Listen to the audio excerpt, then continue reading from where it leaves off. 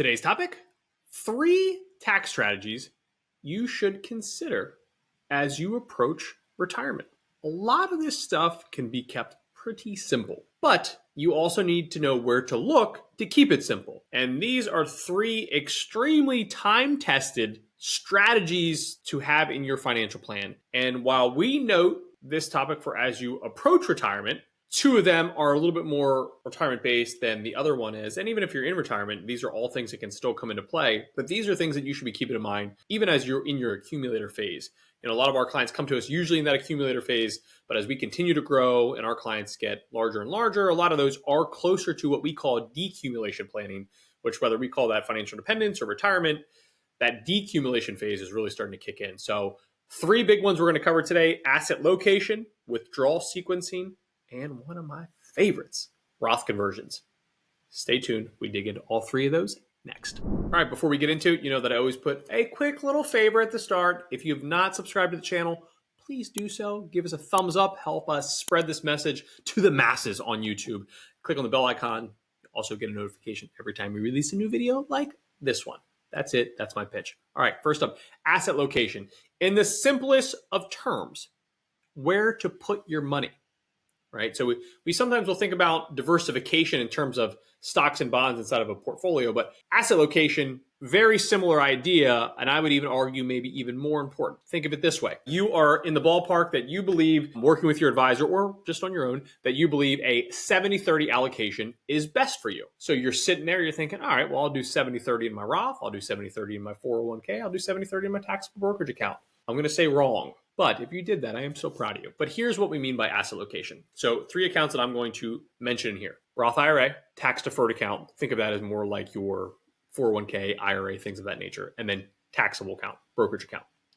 Roth account. Ideally, your Roth account is tilted more on the aggressive side, right? You get tax deferred growth while it's in there, but also likely the account that you're going to go to at the very end. And if you're going to die with an account, die with that Roth. So very common strategy from our side of it is, especially as clients are getting closer and closer to that decumulation planning, even you could argue even earlier on, right? The Roth should be your pedal to the metal. If you need equities in your portfolio, and also if any of those equities are kind of spitting out income, and again, income usually does not mean it's very super growth based, right? Anything that's kind of pumping out dividends might be a little bit more value based. Not to say that's right or wrong, but you kind of keep that in mind. But your growth focused allocation should always be focused on that Roth. Again, tax deferred while it's in there, and then ideally tax-free when you pull it out. All right, and then we have this middle ground, which we call it tax deferred. I call it tax qualified there, but 401ks, traditional IRAs. This is your spot to shield taxes, right? Still tax deferred while it's in there. So a very common place for maybe something like bonds would be tax deferred accounts. Now, when I say bonds, this would not be a good place for municipal bonds. Not going to get any bang for your buck in there, right? You don't benefit from the tax advantages inside that municipal bond. So anything that is producing income, dividends, things of that nature, we really like the bucket of 401ks, 403bs, 457bs, kind of add a little bit more to this, IRAs, things of that nature, solo Ks, anything that's tax deferred looks really good in this account. And because this account will not be completely tax-free like the Roth, maybe you don't have as much equity exposure here. But again, bonds are a good good diversification tool to add inside of their asset per se. I guess that's what I'm looking for. Kind of got spun around there. Last but not least, then we have that taxable brokerage account. Now, this account, in terms of asset location, not ideal for things that are going to produce income. Why? Because you're going to get a 1099 at the end of every year. You're paying taxes every single year on that bad boy. So this is a good spot for something like index funds, right? Tax efficient index funds, whether that's on the mutual fund side. I like the ETF side a little bit better just based on how they're built out. But if you do need to have bonds in this account, this would be a good spot if you're a high income professional, which is most of our viewing audience. Municipal bonds can be a very attractive thing to add in here. So those are things to keep in mind in terms of asset location. So in terms of that 70-30 mix that I noted at the start, where you think every one of those accounts should be 70-30, it might be something where you have the bulk of the equity assets in the Roth. You maybe have the more of the conservative assets in the bond assets in the 401k, 403b, IRA, And then that taxable account, you might have some index funds in there. You might have some municipal bonds in there. Now, it's not going to always be perfect. What do I mean by that? Well, again, for most high income earners, the tax deferred bucket, that 401k, 403b bucket, is likely their largest holding, right? That's where they've been putting the most amount of money in there. Maybe it ends up being that taxable account because there's no limits on there. But usually the Roth is probably the smaller account, at least in the accumulation years. Right? Until we hit number 3 on our list, what we call those Roth conversions, the Roth bucket might be your smaller one, only because ideally you were just doing backdoor Roths every single year, getting some growth in there. But so it doesn't always work out perfectly.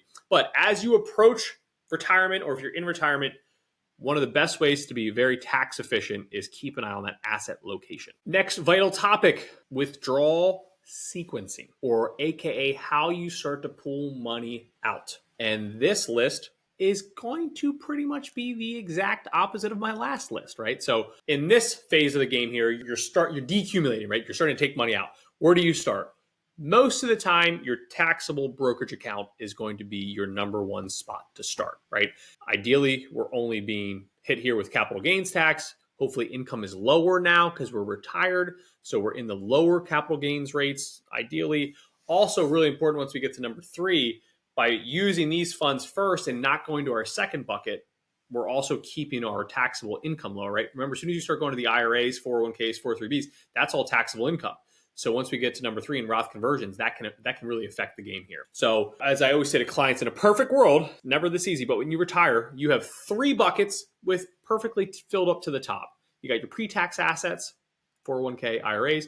You got your after-tax assets, think about your Roth, and then you got your taxable accounts, right? Joint account, individual brokerage, whatever the case would be. So sequencing does matter. So you're starting with the taxable account.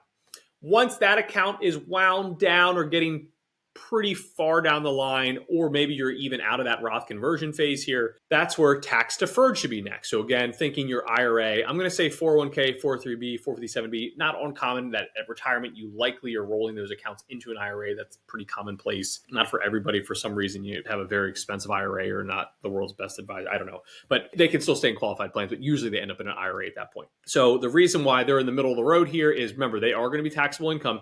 And don't forget, for most of you watching this video, at age 75, maybe a little bit earlier if you're a little bit older, at age 75, you're going to have to start taking something called RMDs, required minimum distributions.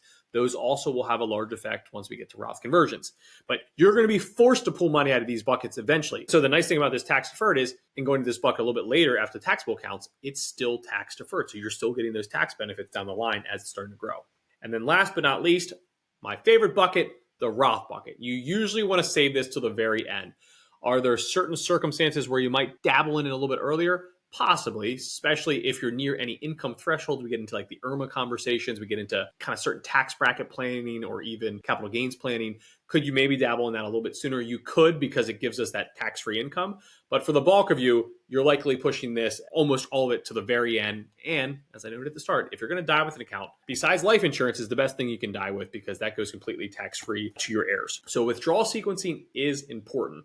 And that is the most common. Everyone's situation will be a little bit unique and different based on your buckets, based on your goals, based on your strategies. But at a very high level, that is a very good plan of attack for most of you. Last, but certainly not least, as you all know, I do love Roth conversions, but also I have released a video on reasons why Roth conversion might not be right for everyone. So I do give a counter argument to this topic.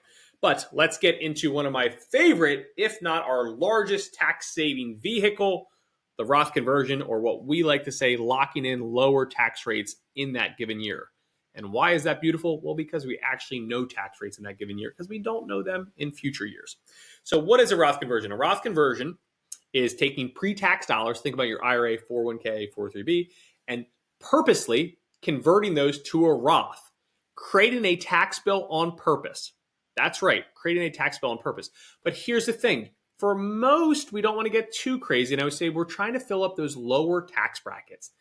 Think the 10s, the 12s, up to 20 or so, kind of depends on things. You're trying to fill up those lower tax brackets. Because for a lot of high income earners, based on how you save money, good for you, how much money you saved during your working years, your pre-tax dollars are probably very high compared to everything else, especially Roth assets. And while that's a good thing, eventually those RMDs are going to hurt. to the point where I say it's not uncommon for clients to end up having higher income in retirement than they did in their working years because of those RMDs. That's right. Let me say that again. Not uncommon for high income professionals who were very good at saving to have higher tax rates in retirement than they did during their working years because those RMDs are going to force that money out. You have no control of that situation, right? You're forced to pull out, call it 3.6% at 75, and it increases a little bit every year after that. And you don't control that. So Roth conversions are trying to fill up the tax brackets from the lower tax brackets from the day that you retire, or maybe slow your income by a good margin to when those RMDs really start. That's your golden window. And you're trying to convert those assets. And by converting those assets, you're going to fill up the lower tax brackets. But what else are you doing? Well, you know your tax bill in a given year, right? Working with a great tax planner or a great financial advisor, you can walk through this perfectly, right? You can walk through that and know pretty closely what it should be, what tax bill that should be in there. And remember, if you're doing this later in the year, you're trying to avoid underpayment penalties, things of that nature. Don't forget about making some quarterly payments to try to help offset that, especially if you're doing larger conversions. So keep that in mind. But beauty of this, the tax rate, your tax bill in that given year. So that's a big win. But remember, you're also converting pre-tax dollars. So the lower your pre-tax dollars go, your future RMDs are lower. So that's why these Roth conversions are so vital. You're moving money to a Roth now, which is extremely valuable on its own, right? Tax deferred growth and then tax free with qualified withdrawals in the long run. So you're creating a whole new bucket there that's so powerful. But on top of that, you're also lowering your future RMDs because those RMDs are based on your 1231 pre-tax balance. So that is why these Roth conversions can be really powerful and really allow you to control the tax narrative. Now, you still got to play the hand that you were dealt, but at least you know what hand you were dealt in this example. That's why to this day, I say, whenever we have a new client join us, this is probably the largest tax savings that we see once we get into this type of planning. This is one of our favorite things. We do a ton of backdoor Roths every year, but we also do a ton of Roth conversions for our clients that are in this phase. And it's just a really neat thing to take advantage of. So those three things are really important as you're preparing for retirement, as you approach retirement. Even if you're in retirement right now, these are all things that you can be taking advantage of. Roth conversions do get a little bit harder once those RMDs start. So that's why from when you retire or when your income drops dramatically to those RMDs, that's your golden window for those Roth conversions. So 3 vital things to pay attention to: asset location, withdrawal sequencing, and Roth conversions. 3 ways for you to be able to control that tax narrative as you approach or as you are in retirement there. As always, thanks for hanging out with me for the last 15 minutes or so. Questions, comments, concerns, drop those below. Let me know if you have questions. Let me know if any other content you want to see. If you've not subscribed to the channel, please do so now. Give us a thumbs up, help spread this message. Again, thanks for hanging out with me. And as always, I'll catch you on the next video.